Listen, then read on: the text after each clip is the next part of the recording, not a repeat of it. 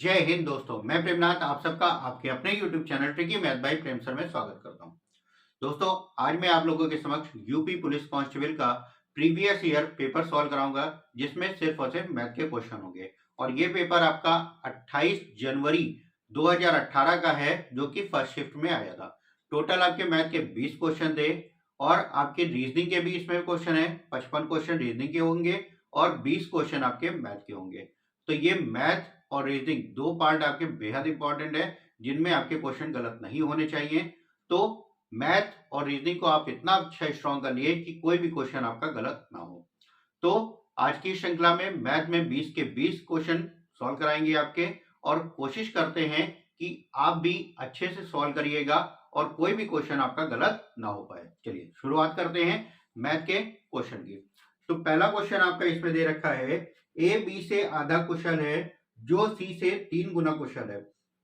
वे तीनों मिलकर काम को कितने दिनों में पूरा करेंगे यदि बी अकेला उस काम को 6 दिन में पूरा कर सकता है। ठीक है, यहां पे आपको क्षमता का अनुपात निकालना होगा। 3 लोग हैं आपके, ए बी और सी। ए बी और सी। क्वेश्चन में कह रहा है ए बी से आधा, ए जो है बी से आधा और बी जो है सी से 3 गुना कुशल है। अगर इसको हम 2 मान लेते हैं तो ये हमारा हो जाएगा 6 और ए हो जाएगा आधा। ये जो आएगा ये इनकी क्षमता यानी कि इफिशिएंसी का अनुपात आपका आ जाएगा। और क्वेश्चन में कहा गया है बी किसी काम को 6 दिन में पूरा करता है, और जब बी 6 दिन में पूरा करता है तो टोटल वर्क अगर हम निकालेंगे तो टोटल वर्क क्या होता है, जिसका समय दे रखा है उसकी क्षमता से गुणा कर देंगे और ये हो गया आपका 36 टोटल वर्क। अब इस टोटल काम को कौन कर रहा है, तीनों लोग मिलके कर रहे हैं, तो कितना समय लगेगा, 36 बटे तीनों का योग कर लेते हैं। 6 3 9 2 11, 11 से भाग करेंगे, 11 3 33.27 आपका आंसर हो जाएगा बी वाला।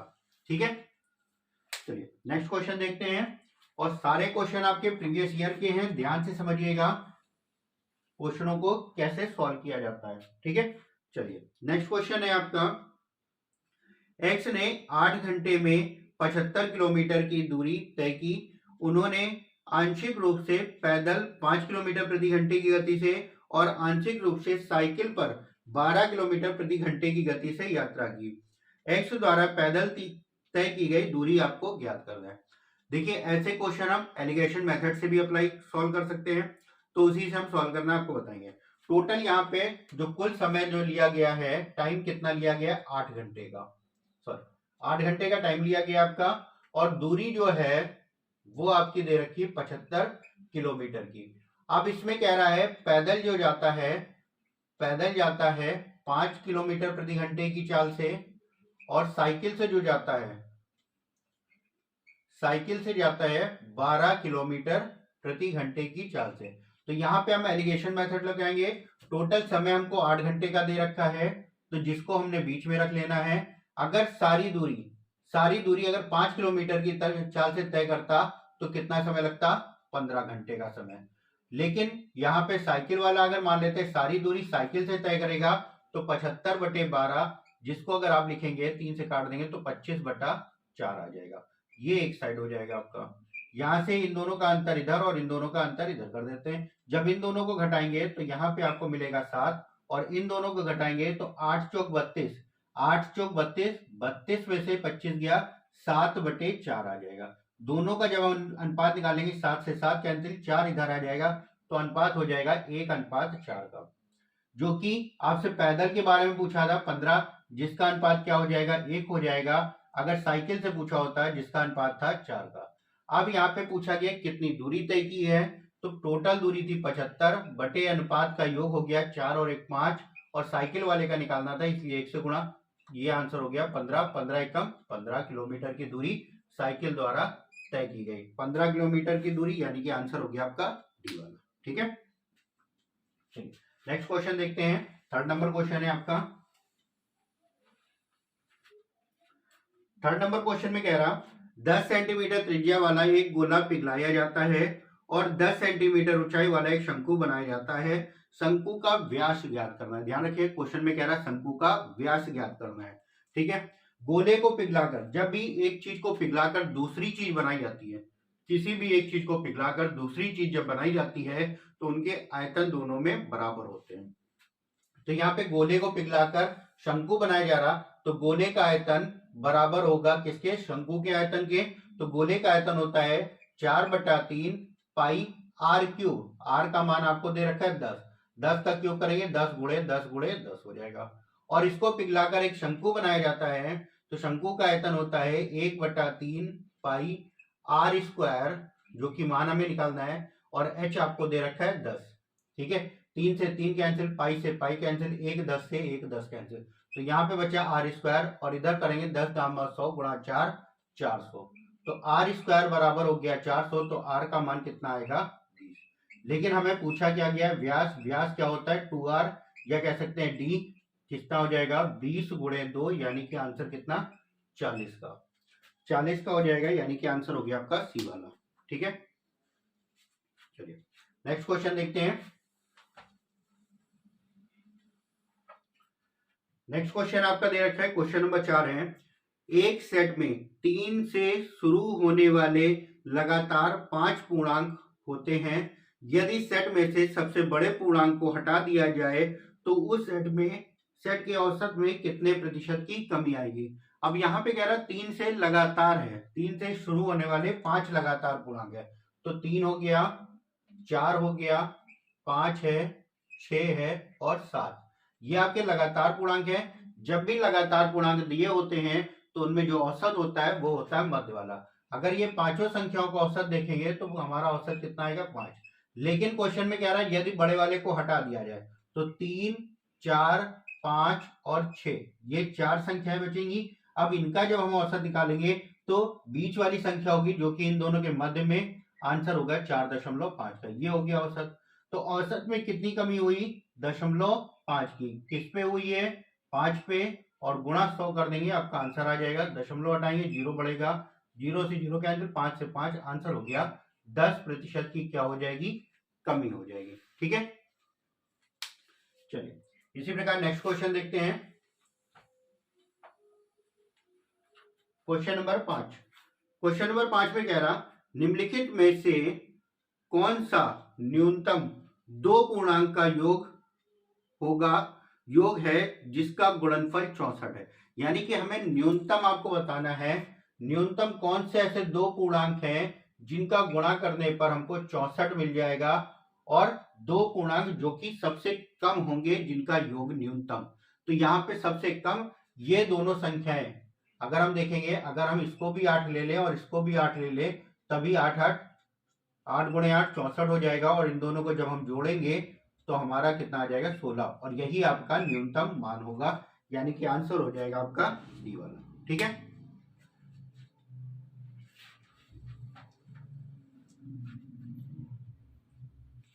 नेक्स्ट क्वेश्चन, क्वेश्चन नंबर 6 कह रहा वह छोटी से छोटी संख्या ज्ञात करें जिसके द्वारा 1200 को एक पूर्ण वर्ग बनाने के लिए गुणा किया जाना चाहिए। तो 1200 को पूर्ण वर्ग बनाना है तो हम क्या करते हैं, इसका गुणनखंड करते हैं, 10 से काट लेते हैं या सीधे 100 से काट लेते हैं, तो ये आ जाएगा 12, 4 से काट लेते हैं, 4 3 12, और 3 से काटेंगे 1। तो यहाँ पे हमने इसलिए 100 से काटा क्योंकि 100 एक पूर्ण वर्ग था, 100 एक पूर्ण वर्ग था, 4 भी एक पूर्ण वर्ग था, लेकिन 3 का यहाँ पे जोड़ा नहीं बन रहा, तो जिसका जोड़ा नहीं बन रहा उसी से अगर हम गुणा कर देंगे तो ये पूर्ण वर्ग हो जाएगा।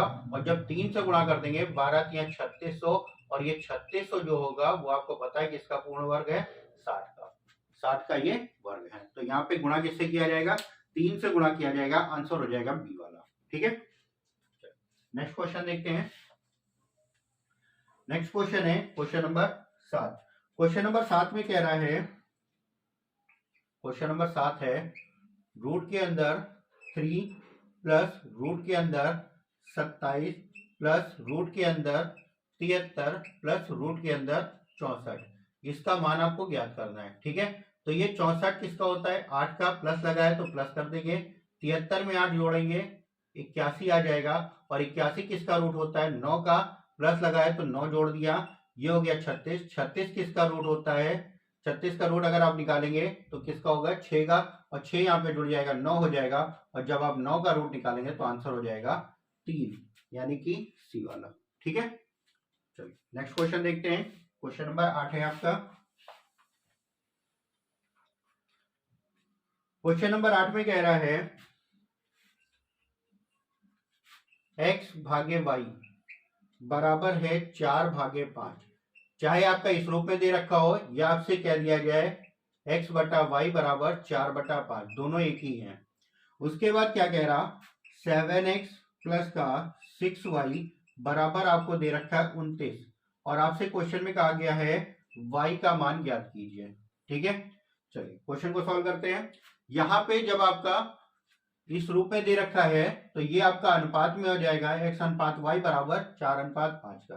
तो जो अनुपात है इसको अनुपात को हम पूरा मान लेते हैं, यानी कि ये हमारा 4a दे रखा है और y का जो मान है 5a दे रखा है। यहाँ पे मान रख के a का मान निकाल लेते हैं, तो 7 गुणा 4a प्लस का 6 गुणा 5a बराबर कितना हो गया, 29 का। तो 7 चौक 28a प्लस 6 पंचे 30a बराबर हो गया 29। तो दोनों को जब हम जोड़ेंगे तो 58a बराबर हो गया 29 का। तो a का जब मान निकालेंगे तो 29/58 हो जाएगा। 29 दूना 58, यानी कि a का मान हो गया 1/2। हमें किसका मान निकालना था, y का मान। y हमने 5a माना था, तो 5 गुणा 1/2 जो कि आंसर हो जाएगा 2.5 का। 2.5 यानी कि आंसर हो गया आपका ए वाला। ठीक है,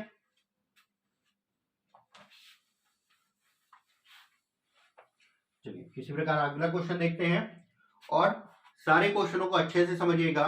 मैं आप लोगों के लिए हर दूसरे दिन कोशिश करूंगा कि आपके लिए एक मॉक टेस्ट या प्रीवियस ईयर कोई ना कोई पेपर आपको सॉल्व कराया जाए। ठीक है, चलिए क्वेश्चन नंबर 9 आपका दे रखा है, दो संख्याओं का मासा और लासा क्रमशः 2 और 60 है। यदि उनमें से एक संख्या दूसरे की तुलना में 14 अधिक है तो छोटी संख्या ज्ञात कीजिए। ठीक है, अब आपको यहाँ पे मासा दे रखा है 2, लासा दे रखा है 60। क्वेश्चन में कह रहा है जो दो संख्याएं हैं उनमें से एक संख्या दूसरे से 14 अधिक है। तो पहली संख्या अगर हम x मान लेते हैं तो दूसरी संख्या जो होगी वो 14 अधिक होगी, यानी कि x प्लस 14 हो गया। हमें x का मान बताना है, छोटी संख्या निकालनी है। तो आपको पता है लासा गुणे मासा बराबर पहली संख्या गुणे दूसरी संख्या, यानी कि 2 गुणा 60 बराबर x गुणा x प्लस 14। यहाँ पे हमारी दो घात समीकरण बनेगी, 120 बराबर एक्स स्क्वायर प्लस का गुणा कर देंगे यहाँ पे 14x, और 120 को उधर ले जाएंगे तो ये बन गई हमारी दो घात समीकरण, एक्स स्क्वायर प्लस का 14x माइनस का 120 बराबर हो गया 0। अब इस दो घात समीकरण को सॉल्व करके हम x का मान निकालेंगे और आपका छोटी वाली संख्या आ जाएगी। तो यहाँ पे कैसे सॉल्व करते हैं, यहाँ पे 1 ले लेते हैं, गुणा करते हैं, ये हो गया 120। 120 के दो फैक्टर ऐसे करते हैं कि जिसको जोड़ने या घटाने पर हमको 14 मिल जाए। तो आप बताएंगे 20 छक्का 120 होता है, और दोनों को जब घटाएंगे तो हमको 14 मिल जाएगा। तो यहाँ पे हो जाएगा एक्स स्क्वायर प्लस का 20x माइनस का 6x माइनस का 20, 120 बराबर हो गया 0। दोनों में से x कॉमन ले लेंगे, x प्लस 20 बचेगा। यहाँ पे हम माइनस का 6 कॉमन ले लेंगे तो x माइनस प्लस का 20 हो जाएगा। तो जब इन दोनों को हम कॉमन लेंगे x प्लस 20 हमारा कॉमन हो जाएगा, और यहाँ पे बचेगा x माइनस 6 बराबर 0। तो एक बार इतना बराबर जब हम 0 लेंगे तो x बराबर आ जाएगा माइनस का 20, जो कि माइनस में पूर्णांक नहीं हो सकता। तो यहाँ से x बराबर कितना आ जाएगा 6।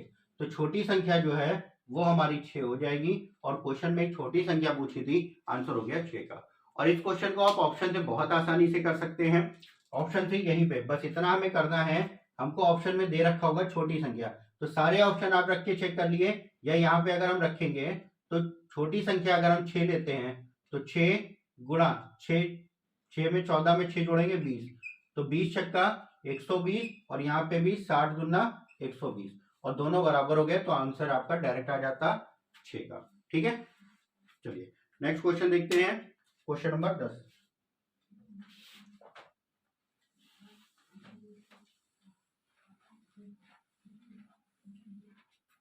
नेक्स्ट क्वेश्चन, क्वेश्चन नंबर 10 में है 4:9 के अनुपात में ए और बी के बीच 39 कौड़ियां वितरित की जाती हैं। बी को ए से कितनी अधिक कौड़ी मिली? ए और बी में 4 और 9 के अनुपात में है और टोटल थी 39। तो जब भी बांटी जाएंगी तो अनुपात का योग नीचे रख दिया जाएगा, 9 4 13।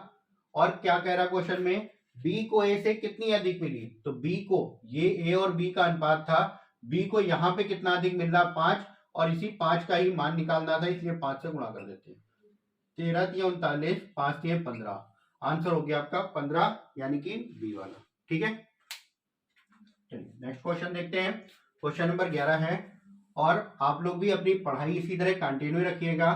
बहुत ही कम टाइम है, ज्यादा से ज्यादा क्वेश्चनों को सॉल्व करिए, जिससे कि आपकी प्रैक्टिस अच्छे से बनी रहे। और प्रैक्टिस सेट जरूर सॉल्व करिए, क्योंकि उससे आपका फायदा मिलेगा पेपर में टाइम मैनेज करने का। अगर आप पहले से ही पेपर सॉल्व करके जाते हैं तो वहां पे जब आप जाएंगे एग्जाम हॉल में, तो वहां पे आपको कम टाइम में ज्यादा से ज्यादा क्वेश्चन सॉल्व कर सकते हैं। तो कोशिश करिए ज्यादा से ज्यादा प्रीवियस ईयर या प्रैक्टिस सेट आप सॉल्व करते रहिए। ठीक है, चलिए क्वेश्चन नंबर 11 है। 11 में कह रहा है, कपड़े का एक टुकड़ा 600 रुपए में खरीदा गया। सिलाई शुल्क के रूप में 40 रुपए देने के बाद 12.5% लाभ प्राप्त पाने के लिए इसे किस कीमत पर बेचना होगा? देखिए, कपड़ा जो खरीदा गया है वो कितने में? 600 रुपए में, और सिलाई का जो दिया गया है 40, तो ये टोटल हमारी जो लागत आ गई 640 की। 640 की हमारी लागत आ गई। अब क्या कह रहा? 12.5% का लाभ चाहिए। तो 12.5% को अगर भिन्न में लिखेंगे 1/8, यानी कि 8 रुपए वाली वस्तु बेची जाएगी 9 में, तभी 1 रुपए का लाभ होगा। तो 8 वाली वस्तु 9 में, तो हमने जो खरीदी थी वो कितने में? 640 में खरीदी थी। तो 8 से 8 8 64 80, और बेचेंगे 9 में, तो 80 से गुणा कर दिया, 9 8 72, यानी कि 720 का आंसर हो जाएगा आपका डी वाला। नेक्स्ट क्वेश्चन देखते हैं। नेक्स्ट क्वेश्चन, क्वेश्चन नंबर 12 है। एक वस्तु 2500 रुपए में खरीदी गई। दुकानदार इसकी अंकित कीमत पर 12% की छूट की अनुमति देता है, फिर भी 10% का लाभ कमाता है। वस्तु का अंकित मूल्य बताना है आपको, अंकित कीमत बतानी है। तो ध्यान रखिएगा, जब भी अंकित मूल्य और क्रय मूल्य से संबंधित क्वेश्चन होता है तो एक फॉर्मूला याद कर लिए, जिससे क्वेश्चन बहुत आसानी से हो जाएंगे। अंकित मूल्य यानी कि मार्क प्राइस बटे कॉस्ट प्राइस बराबर क्या होता है? मार्क प्राइस जो होगा वो 100 प्लस प्रॉफिट के बराबर हो जाएगा, और कॉस्ट प्राइस यानी कि क्रय मूल्य जो होगा वो 100 माइनस डिस्काउंट के बराबर। तो यहाँ पे जो प्रॉफिट है 10% का प्रॉफिट दे रखा है, तो 100 में 10 जुड़ जाएगा, 110 हो जाएगा, और बटे में डिस्काउंट आपको 12% का दे रखा है, तो यहाँ पे 100 में से 12 घट जाएगा, कितना आएगा? 80। तो ये हो जाएगा अंकित मूल्य बटे क्रय मूल्य का अनुपात। चाहे तो आप इसको सॉल्व कर लिए या ऐसे ही रहने दिए, जैसे भी इच्छा हो। और जिसमें क्रय मूल्य आपको दे रखा है 2500, तो यहां से हम क्या करते हैं? 110 का मान निकाल लेते हैं, वही अंकित मूल्य हो जाएगा। तो 1 का जब मान निकालेंगे तो 2500 बटे 88 और गुणा 110 अंकित मूल्य के लिए। ठीक है, 11 से 11 दाम में 110, 11 8 88, 2 से काट लिया तो 2 चौको 8, 2 पंचे 10, और 4 से काटेंगे, ये हो जाएगा 625। 625 गुणा 5 यानी कि 3125 रुपए उसका अंकित मूल्य हो जाएगा, जो कि ए वाला है। ठीक है, नेक्स्ट क्वेश्चन देखते हैं।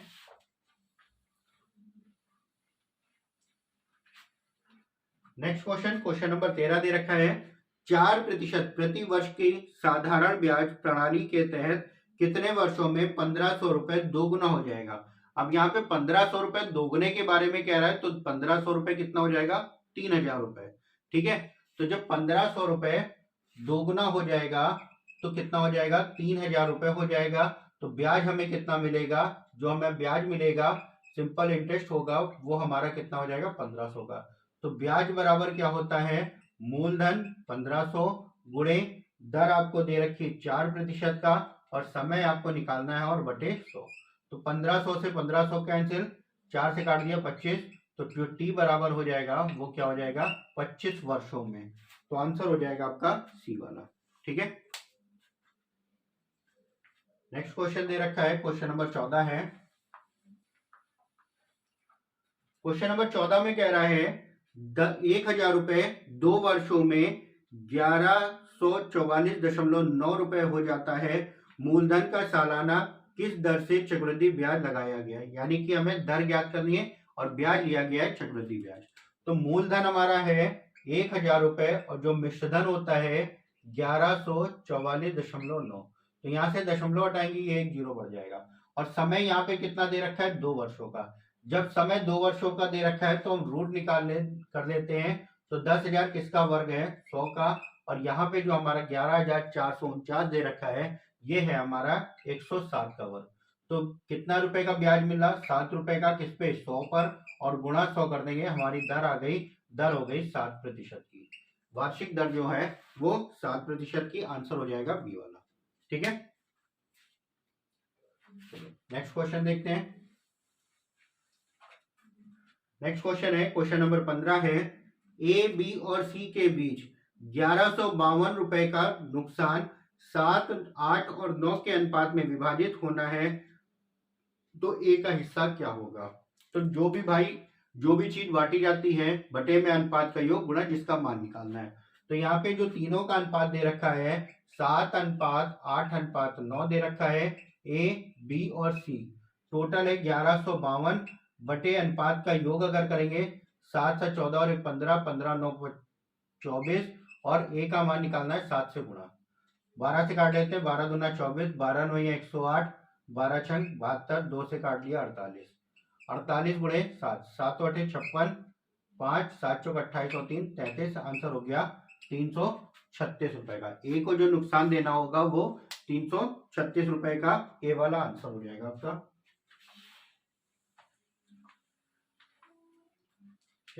नेक्स्ट क्वेश्चन आपका दे रखा है, क्वेश्चन नंबर 16 है, ए बी सी ने 50,000 रुपए का कारोबार आरंभ किया। बी ने सी की तुलना में 6,000 रुपए अधिक तथा ए ने बी की तुलना में 2,000 रुपए अधिक दिए। कुल लाभ है 10,000 रुपए का, तो ए का लाभ कितना होगा। तो यहाँ पे जब भी कारोबार वाले क्वेश्चन आते हैं या आपके पार्टनरशिप वाले क्वेश्चन होते हैं, तो जो जितना धन लगाता है उसी के हिसाब से उसको प्रॉफिट मिलता है। तो यहाँ पे तीनों ने मिलकर लगाए 50,000, तीनों का अलग अलग हम मान निकालते हैं। तो अलग अलग मान निकालने के लिए ए, बी और सी, इन तीनों ने जो मिलकर लगाया था वो 50,000 लगाया था। फिर क्वेश्चन में क्या कहा गया है, बी ने सी से 6,000 रुपए अधिक, बी ने सी से 6,000 रुपए और ए ने बी से 2,000 रुपए अधिक लगाए। तो अगर सी ने एक्स लगाए तो इसने 6,000 अधिक एक्स प्लस 6,000 लगाए, और ए ने जो लगाए हैं वो बी से 2,000 अधिक लगाए, तो एक्स प्लस 6,000 में 2,000 जुड़ जाएंगे जो कि 8,000 हो जाएगा। इन तीनों का जो योग है वो कितना है, 50,000 रुपए के बराबर। तो एक्स आपके 3 बार दे रखे हैं, तो ये हो गया आपका 3x बराबर 50,000 में से घट जाएगा 8 से 14,000, तो ये आ जाएगा आपका 36,000। 3x बराबर 36,000, तो x बराबर कितना आ गया, 12,000।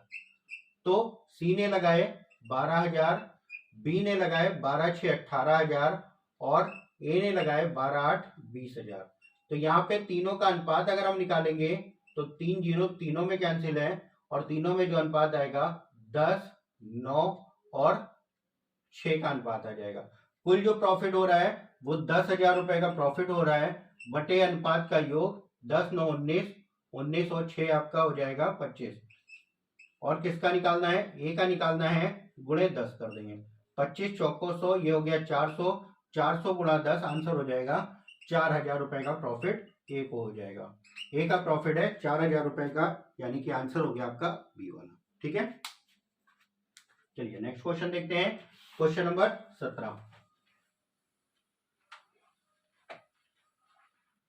क्वेश्चन नंबर 17 है, एक पंसारी ने 4 महीनों में क्रमशः 2,000 रुपए, 2,500 रुपए, 3250 और 4,000 रुपए की बिक्री होती है। 3,500 रुपए की औसत बिक्री प्राप्त करने के लिए 5वें महीने में उसका बिक्री कितनी होनी चाहिए। तो यहाँ पे औसत जो आपको दे रखा है, कितना दे रखा है, 3,500 रुपए। कितने महीने का, 5 महीने का। तो 5 माह का कुल योग अगर हम निकालेंगे, 5 माह का योग, तो क्या हो जाएगा, 3,500 गुणे 5, तो ये हो जाएगा 0 0 50 25, 5 ये 15 और 17, यानी कि 17,500 टोटल योग आ जाएगी, कितने, 5 महीनों का। हमको 4 महीने का दे रखा है, कितना कितना है, 2000 रुपए, 2500, 3250 और 4250, और 5वें महीने में मान लेते हैं एक्स रुपए की थी बिक्री।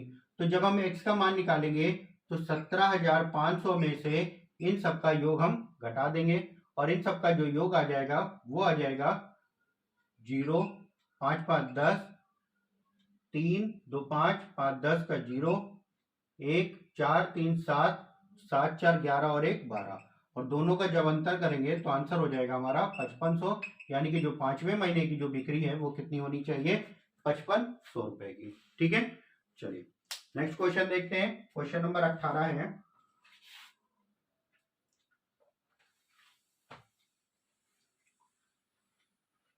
क्वेश्चन नंबर 18 में कह रहा है बी और सी एक काम को 40 दिन में पूरा करते हैं, जबकि ए बी सी 20 दिन में पूरा करते हैं, तो ए का मान निकालना है। आसान सा क्वेश्चन था। तीनों का आपको दे रखा था ए बी सी, तीनों मिलकर करते हैं 20 दिन में, बी और सी करते हैं 40 दिन में। दोनों का एलसीएम लेंगे 40 आ जाएगा, 20 दूना 40, 40 से कम 40। अब यहाँ पे देखेंगे तीनों मिलकर दो काम करते हैं, जिनमें बी और सी ने एक काम किया, तो ए ने कितना किया होगा, एक काम किया था।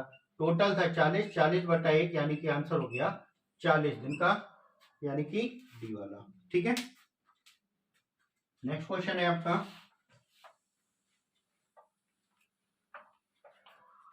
नेक्स्ट क्वेश्चन है एक आयताकार खेत की लंबाई और चौड़ाई का अनुपात है 3:4 के अनुपात में है। यदि इसका क्षेत्रफल 300 मीटर स्क्वायर हो तो परिमाप के साथ साथ 1.80 रुपए प्रति मीटर की दर से डेढ़ मीटर ऊंची दीवार बनाने की लागत क्या होगी। ठीक है, तो यहाँ पे लंबाई और चौड़ाई का अनुपात आपको दे रखा है, लंबाई अनुपात चौड़ाई कितना दे रखा है, 4:3, और क्षेत्रफल दे रखा है। तो क्षेत्रफल क्या होता है, लंबाई गुणा चौड़ाई होता है, क्षेत्रफल होता है लंबाई गुणा चौड़ाई। तो यहाँ पे अनुपात में दे रखा है, तो मान लेते हैं 4x इंटू 3x बराबर में 300 आपको दे रखा है। तो 3 से काट दिया, ये आया 100, 4 से काटेंगे 25, एक्स स्क्वायर बराबर हो गया 25, तो x बराबर कितना आ जाएगा हमारा 5, x बराबर 5 आ गया। तो लंबाई हो गई 5 चौक 20 और चौड़ाई हो गई हमारी 5 3 15। अब क्वेश्चन में देखिए क्या कह रहा है, क्वेश्चन में कह रहा है परिमाप के साथ साथ, परिमाप के साथ साथ और दीवार की ऊंचाई है, यानी कि जो यहाँ पे दीवार सहित जो क्षेत्रफल आएगा, सॉरी दीवार के साथ में जो परिमाप आएगा, 2 गुणे लंबाई प्लस चौड़ाई और गुणा ऊंचाई, ये होता है आपका। तो 2 गुणा लंबाई और चौड़ाई का योग करेंगे, 20 और 10 30, 5 35, और गुणे 1.5 मीटर है, जिसको आप लिखेंगे 1 से 1/2 है, यानी कि 3/2, 2 से 2 कैंसिल, 35 दिया 105, और 105 का गुणा किससे हो जाएगा आपका, 1.8 से गुणा कर देंगे, और ये आंसर हो जाएगा आपका 189। ठीक है, 189 यानी कि आंसर हो गया आपका बी वाला। चलिए नेक्स्ट क्वेश्चन देखते हैं। नेक्स्ट क्वेश्चन है आपका, लास्ट क्वेश्चन है, क्वेश्चन नंबर 20 है। एक ठेकेदार ने 100 दिन में एक सड़क बनाने का ठेका लिया, 110 व्यक्ति कार्य पर लगाए तथा 45 दिन में उसने पाया कि सड़क का केवल 1/4 भाग ही बन पाया है। कार्य को समय पर पूरा करने के लिए कितने लोगों को कार्य पर लगाना चाहिए, और कितने लोग, यहाँ पे और कितने लोग कह रहा है आपसे। तो देखिएगा क्वेश्चन में क्या कह रहा है, 100 दिनों में कार्य को करने का ठेका लिया, जिसके लिए उस आदमी ने, ठेकेदार ने 110 आदमी लगाए, और उसने देखा 45 दिन में 110 आदमियों द्वारा 45 दिन में कितना काम किया गया, 1/4 काम किया गया। तो जब 1/4 काम हो गया है, तो अब हमारा बचा कितना काम है, 1 से घटा देंगे 1/4, तो हमारा जो बचा काम है वो 3/4 का आ जाएगा। अब क्या कह रहा, कितने व्यक्ति और लगाए जाए, यानी कि 110 तो थे, और कितने लगाए जाए कि कार्य समय पर समाप्त हो जाए। तो 45 दिन हो गया था, तो बचा काम कितने दिन का, 100 से घटा देंगे, तो ये आया 55 दिन का काम हमारा अभी भी बचा है। लेकिन अब हमें काम कितना करना है, 3/4, तो ये 4 से 4 कैंसिल हो गया, 11 दामा 110, 11 पचे 55, 5 से काट दिया, 5 दूना 10, 45 दूना 90, और गुणा 3, 90 गुणा 3 बराबर 110 प्लस का x। तो x का जब हम मान निकालेंगे तो 110 इधर आ जाएगा, 9 3 27, 270 में से 110 घट जाएगा, यानी कि आंसर हो जाएगा 160 का। ये हो जाएगा x का मान, यानी कि कितने व्यक्ति और लगाने होंगे, तो व्यक्ति लगाने हैं आपको 160 और। ठीक है, तो ये था आपका प्रीवियस ईयर पेपर, जो कि काफी आसान था। तो इसी का सोल्यूशन आपको करा दिया गया है। आगे भी प्रीवियस ईयर क्वेश्चन सॉल्व कराएंगे और आप लोगों के लिए प्रैक्टिस सेट भी सॉल्व कराते रहेंगे।